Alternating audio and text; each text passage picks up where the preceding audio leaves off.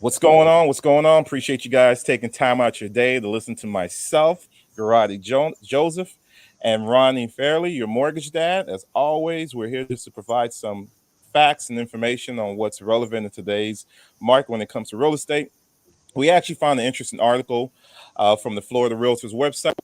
It basically, the title of the article is called "What is a Conventional Loan?" Uh, the most popular type of home loan is a conventional loan. About 77% mortgage loans that was issued in 2022 was actually a conventional loan, while the 14% of it was FHA loans, and 9% of those the remaining loans were VA loans. We all know that mortgage dad, this is what he does for a living. As far as making sure that you guys find the ideal loan based off of your specific situation that fits you. I know conventional loans are more favorable because of terms and the down payment. But like Ronnie kind of educated me offline, he says you got to be mindful. You got to be mindful when you hear low down payment, because really that's more so on the FHA side. So before I even kind of act like I'm an expert on this, I'll let Ronnie kind of take the lead when it comes to the different type of loans out there and why I guess conventional loans are more favorable for most people versus the other two loan types, FHA and VA. Yeah, so two big things, conventional and FHA, which these are talking about. Uh, both, first and foremost, both of them have guidelines, right? So you got to check all these boxes to fit into a conventional loan, to be eligible, and you got to check all these boxes to fit into, say, an FHA loan. So that's kind of the one big thing. It's like not every bank is going to have different guidelines. So the thing about a conventional loan is you fit it into those guidelines, and you could sell this loan to Fannie or Freddie, which is kind of the Mm-hmm. back end. And if it doesn't fit in those guidelines, that bank is has to hold that loan. Which a lot of banks, that's not what they want to do. They don't want to hold that for 30 years potentially. So Yep. they want to kind of make sure it fits in the guideline, and then they have options to do with it. They can sell it, they can service it. That's why all these banks try to fit into these guidelines. Yeah, because the banks are in the business of what? Lending money. They make their money from what? The fees, if I'm correct. The fees associated with lending you the money to purchase your home. Correct. So there's one aspect of it, lending, right? So there's some fees up. So they lend you the money. There's some fees, obviously, when you buy a house, especially through the bank. And then there's servicing the loan, which is what they call it. So as soon as somebody has the mortgage, someone's servicing, meaning taking care of, making sure the payment, all that sort of stuff. So some banks will hold a certain amount of servicing, and some will just sell it to somebody else, get Yeah. that money back, redo the loan again. So it's good. It all depends on the bank. And I know it happens to me on my house every so often. Yeah. They say, hey, ABC Bank is now servicing your loan, so make your payment here. Yeah. That's the only inconvenience, is just changing the mail address. The payment, the terms, everything stays the same. It's just certain banks get things off their balance sheet, whatever it is, and that's a whole other conversation. But bottom line is, when it's conventional or FHA, there's certain guidelines that the potential borrower's got to fit into. Conventional, usually, you have the ability to put down a certain amount of money and not pay mortgage insurance. Mm. FHA, they allow people with lower credit score. They allow someone to, whether you're a first-time home buyer or not, only put down 3.5%.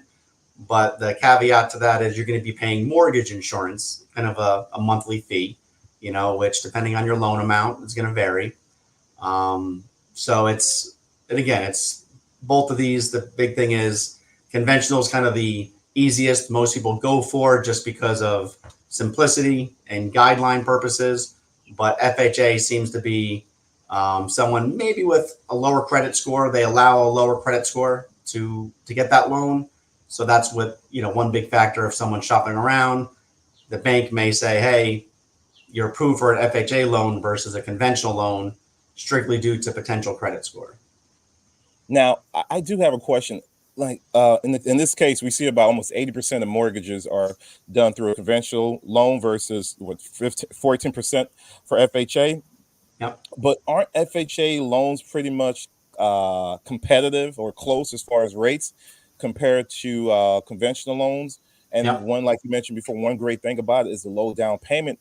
And the reason I bring that up, like, that's a huge discrepancy, a big gap. You know, when you're talking about 40% of, people have done FHA loans versus 77% have done conventional loans. So I, I know Good. for me, I looked at the numbers. That's a big gap. Like I'm So surprised good more question. people, aren't doing FHA if it's a lower down payment.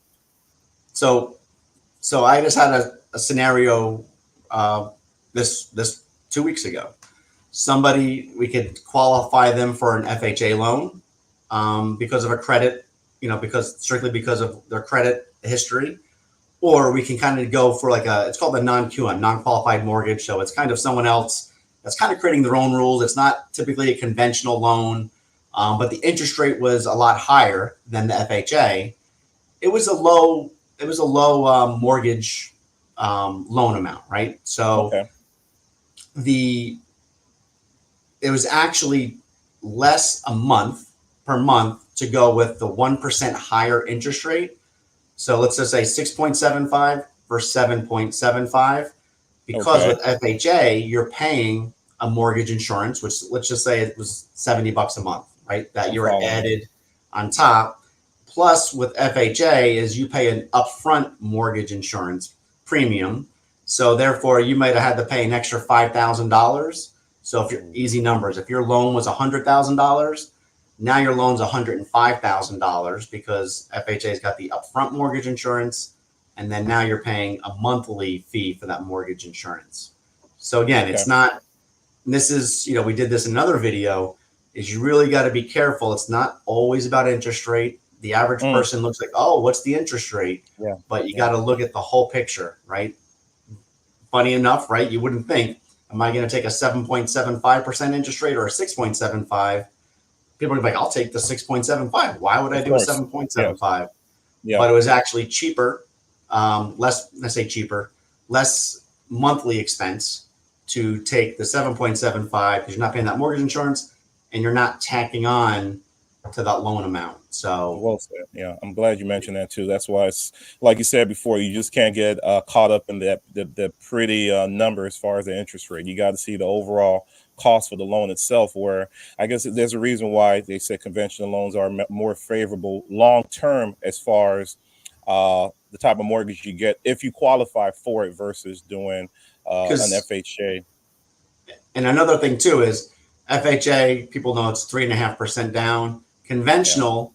If you're a first-time home buyer, you can put 3% down, which is actually lower than FHA.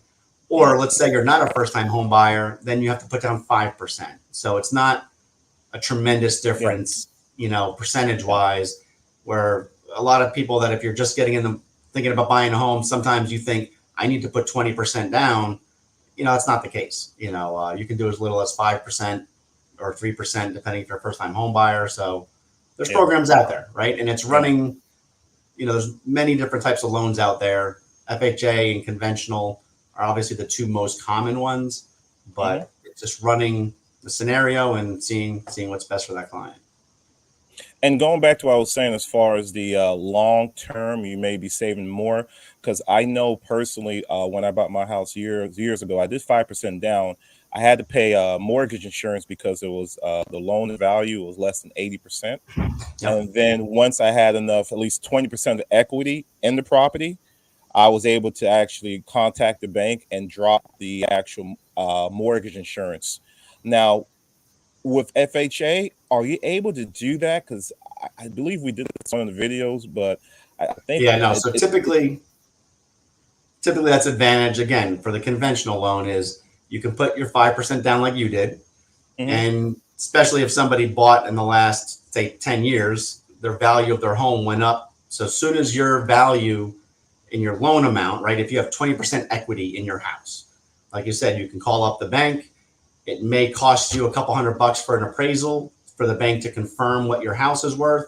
But yes, they'll drop that, whatever you're paying on that mortgage insurance, which some loans could be $200-300 a month. And that mortgage insurance, which now it disappears.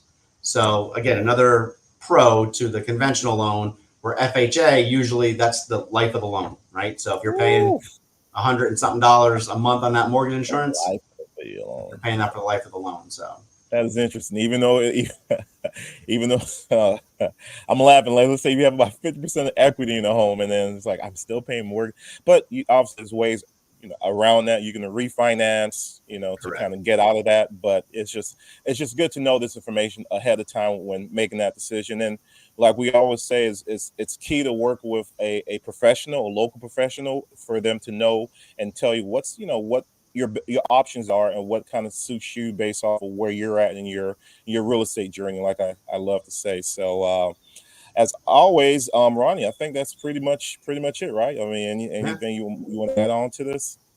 No, again, this thing, again, all most banks when it comes to FHA and conventional, for the most part, they're all going by the same guidelines. So Yeah, it's dictated, and they do that so they can kind of have the ability to sell it to another excellent. secondary bank or something afterwards. So Yeah, um, people got to realize the banks are in the business of giving out loans, and this they want to lend you the money. You just have to kind of fit within a certain guideline and criteria, and there are options around that if you don't, or other loans. But we'll probably have that conversation on a different and calls. But good point. Yeah. So there's a lot of people that may not fit into the conventional and FHA, and you're right. There is another market out there that you're able to get there. Which, like you said, there's another video. So just being about educated. you got to understand the banks are in the business to lend money. They will lend you money one way or the other. There's a market out there for everyone. I always like to tell myself that. Yeah. As always, appreciate you guys' time. Stay informed and not influenced. Until the next time, appreciate you guys' time once again, and you guys enjoy the rest of your day. Take care, everybody. All right.